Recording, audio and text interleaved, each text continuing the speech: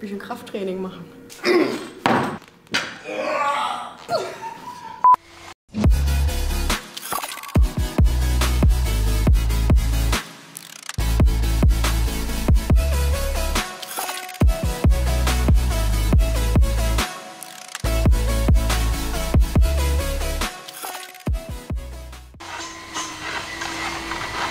Hey Freunde des gepflegten Leistungssports, herzlich willkommen zurück auf meinem YouTube-Channel. Nach langer Zeit gibt es wieder ein kleines Trainingsvideo. Und wir sind, wie ihr sehen könnt, auf dem Weg Richtung Heimatverein Mutterstadt.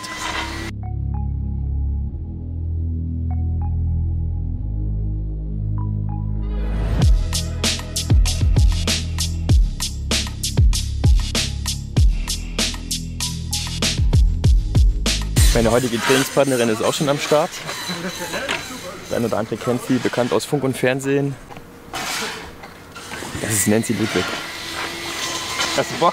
Na klar! Sehr gut. Und du? Ich auch. Also nicht wundern, wir sind gerade so, ich würde ja sagen Frühjahrsputz, aber Frühjahr ist ja eigentlich durch. Wird ein bisschen die Außenfassade verschönert, ein bisschen Unkraut gejätet. Ich hätte ja mitgemacht, aber ich muss heute leider trainieren. Wir sind noch mal ganz frech und nutzen jetzt den Hintereingang.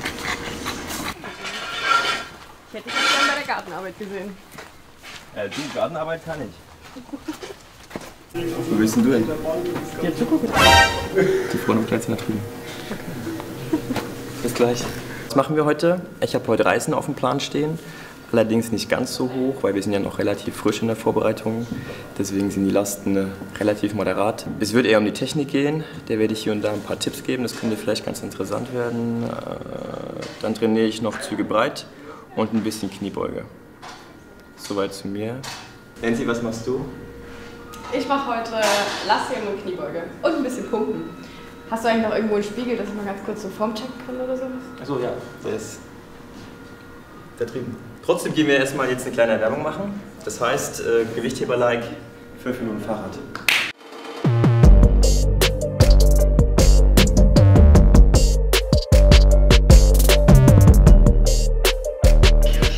Pass auf.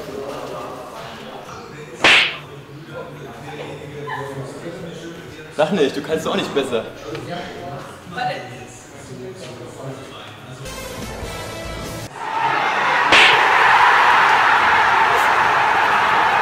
Ich habe noch einen kleinen Tipp. Und zwar ist es der Crank Booster. Den nimmt man natürlich, wenn man ein bisschen müde ist vom Training. Bin ich jetzt nicht. Aber ich mache trotzdem einen kleinen Löffel in mein Wasser, weil so dann einfach auch das Wasser besser schmeckt. Ist besser als Leitungswasser ohne Geschmack. Sag mal, du bereitest dich jetzt auf die Junioren-Europameisterschaft vor, oder? Wie läuft's? Naja, unsere EM wurde jetzt Tatsache abgesagt, weil Finnland gesagt hat, wir lassen halt einfach keine Leute ran und die wissen einfach von der Kapazität nicht so richtig, wie sie die Leute auch unterbringen sollen. Deswegen mal sehen, die ist jetzt auf nächstes Jahr im Herbst verschoben. Da bin ich tatsächlich gespannt, was mit unserer EM wird. Weil man hat bei uns gesagt, naja, je nachdem, was mit der Junioren-EM passiert, wird es auch ausschlaggebend darüber sein, wie mit unserer EM verfahren wird. Aber Russland, ich kenne jetzt die genauen Corona-Zahlen nicht, aber ich glaube, die sind gerade noch etwas eskalierend. Und wie ist da jetzt der Plan? Wie geht's weiter? Tatsache gibt es noch gar keinen so richtigen Plan, also mal sehen. Wir haben noch Sachsenmeisterschaft eventuell in einem Monat oder sowas. Vielleicht bereiten wir uns alle jetzt noch darauf vor. Aber mal gucken, wie es dann weitergeht. Keine Ahnung. Reicht es dafür eine Medaille zur Sachsenmeisterschaft? Oder? Also das wird eine ganz harte Nummer, das sage ich dir. Oder muss ich mich wirklich ranhalten? Nein, das ist gar kein Problem. Das würde ich auch sagen, wenn ich die Einzige in der Gewichtsklasse wäre. Das ist richtig. Und wie sieht es da bei dir aus mit weiteren Wettkämpfen oder so? Hast du schon was geplant? Naja gut, Stand jetzt bereite ich mich ja auf die EM vor im Oktober. Aber wie du gerade gesagt hast, wenn Euro jetzt auch abgesagt wurde, ich weiß, dass am 1. August soll darüber entschieden werden, ob das jetzt was wird oder nicht. Ich habe keine Ahnung. Ich glaube, ich werde mich mal mit meinem Trainer zusammensetzen und dann werden wir da wahrscheinlich irgendeine Lösung finden. So ein Kompromiss aus gar nichts machen und ein bisschen was machen. Weil komplett aussteigen habe ich A, keinen Bock drauf und B, habe ich da keinen Bock drauf. Was machst du da? Ich versuche ein bisschen... auf einem Bein zu stehen. Das machst du toll. Danke. Das machst du echt toll. Nee, ein bisschen die kleinen Muskeln zu aktivieren. Muss man erstmal machen können, ne? Das ist übrigens eine super Idee. Man kann so anfangen wie die Nancy, wenn man es noch nie gemacht hat. Muss man aber nicht richtig. Man kann auch gleich sagen, okay, ich suche mir eine Erhöhung, sowas wie hier. Guck auch, ganz wichtig, ich spreche aus Erfahrung, guck auch, dass das einigermaßen stabil ist. Steig hier drauf und mach das, was die Nancy gerade gemacht hat, nur noch ein bisschen extremer. Und versucht hier schön langsam und kontrolliert in die Hocke zu bremsen und wieder hoch. Das sind quasi Pistols, nur mit dem Unterschied, dass man hier wirklich kontrolliert arbeitet. Wenn man die Pistols im herkömmlichen Sinne auf dem Boden macht, dann neigt man immer dazu, dass man sich so dopsen lässt.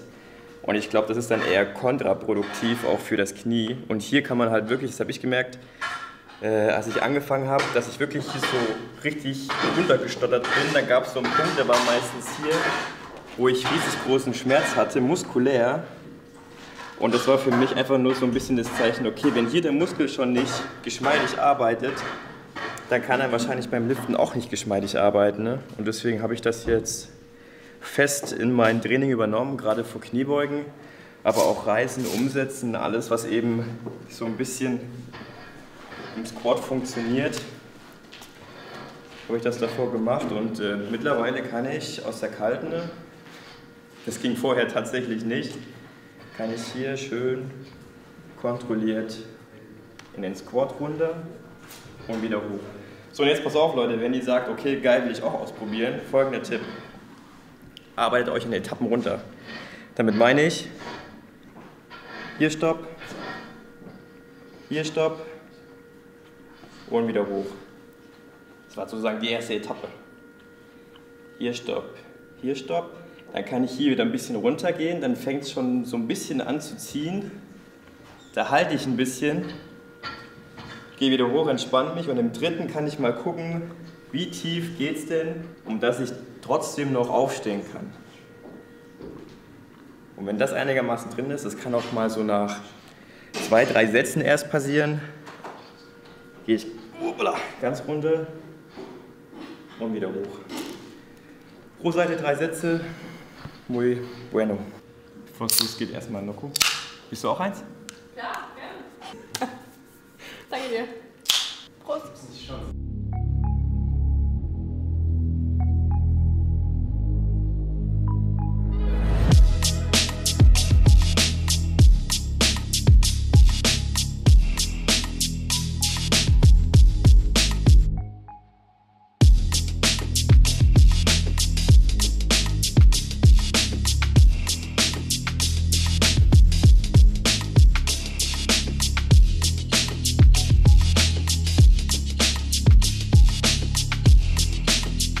Ich bin jetzt einigermaßen warm fürs Reißende. Wie gesagt, heute reißen wir ein bisschen unter der Prämisse, eher auf die Technik zu schauen und nicht auf die Last.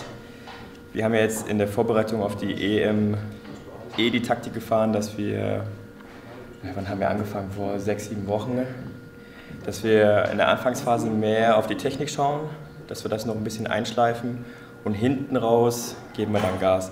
Zu dem Zeitpunkt, sage ich jetzt mal ganz übertrieben, haben wir schon mit dem Gedanken gespielt, dass die EM abgesagt wird. Jetzt werden wir sehen, was passiert. Und normalerweise würde jetzt eigentlich auch nur noch mein Trainer fehlen. Wie fehlen? Bin noch da. Ach, cool. Trainer ist schon da. Ja, dann können wir loslegen, oder? Ja, kann man anfangen. Und wenn es um Technik geht, kommt man eigentlich um eins nicht drum rum. Meine Line of Elliptical Correctness. Das ist einfach zur Selbstkontrolle,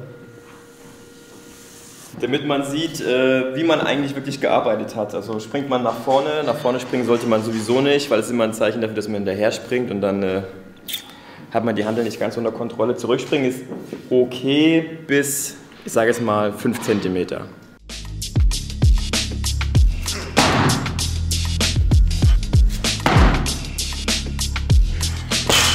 Man kann natürlich auch ins Training stolpern und gleich Last draufhauen und gucken, wo man zum Schluss rauskommt. Ne?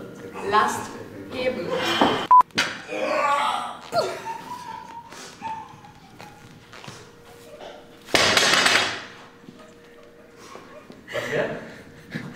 Blödung ging.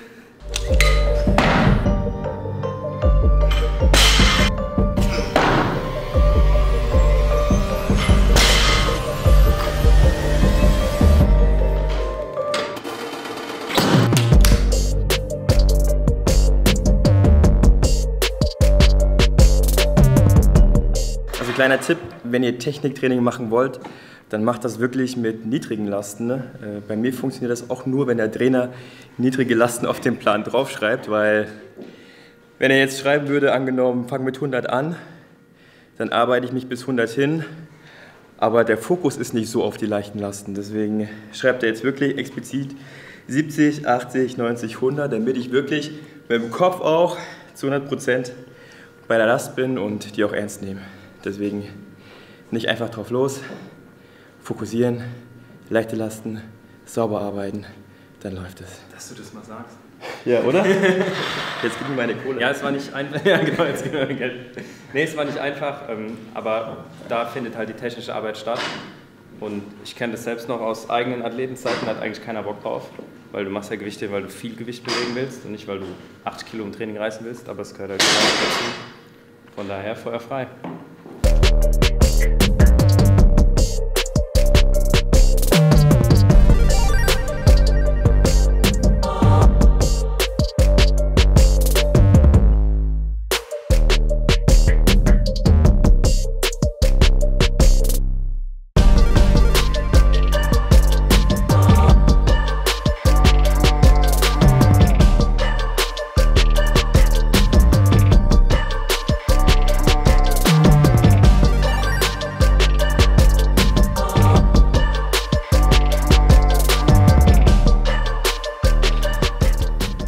So, das sind Powerzüge breit.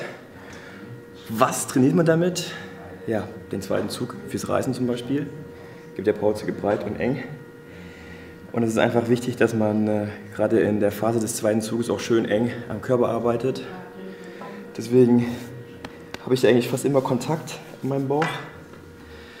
Und ja, das Ziel soll sein, dass dann im Reißen du auch wirklich sehr kraftvoll und so nah wie möglich am Körper ziehst.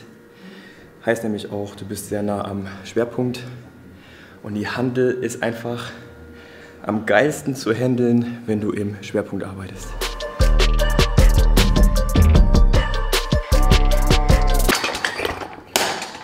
Ein bisschen Krafttraining machen.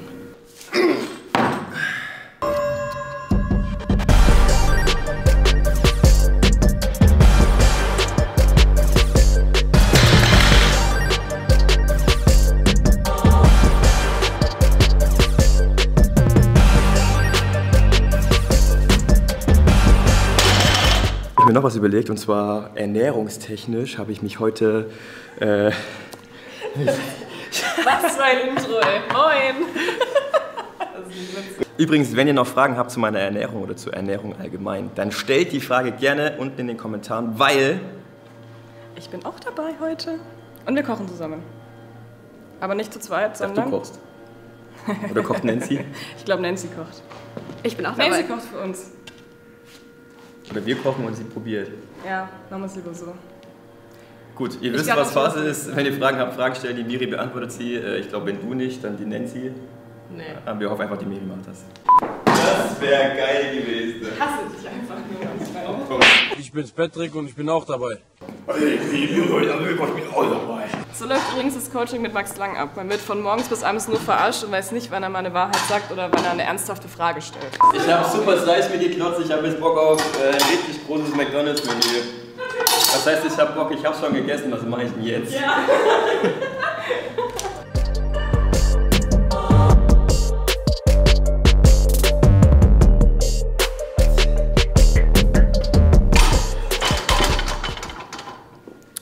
Bei den Kniebeugen ist eigentlich auch für mich mittlerweile schon selbstverständlich, nicht einfach runterrasseln, sodass man unten in der Auge so einen Bounce kriegt, sondern von Anfang an schön kontrolliert runter.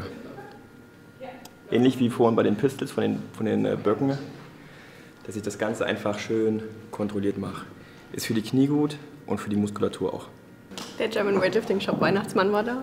Ja, nur ungefähr 7 Monate Verspätung.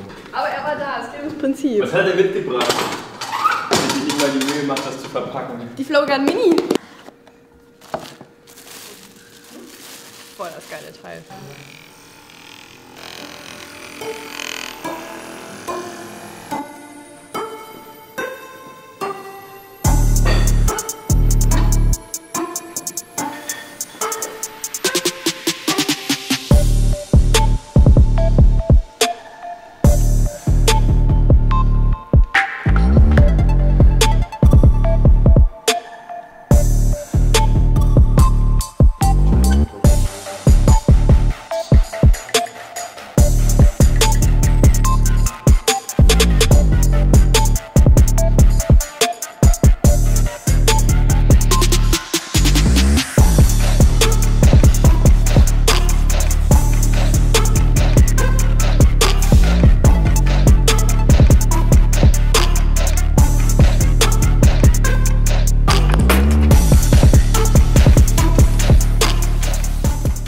Sag mal, Miriam, was machen wir denn eigentlich zu essen? Rinderfilet mit gerösteten Kichererbsen, überbackenem Gemüse und Kartoffelecken und Süßkartoffelecken dazu.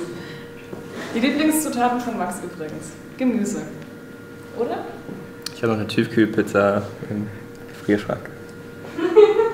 Nein.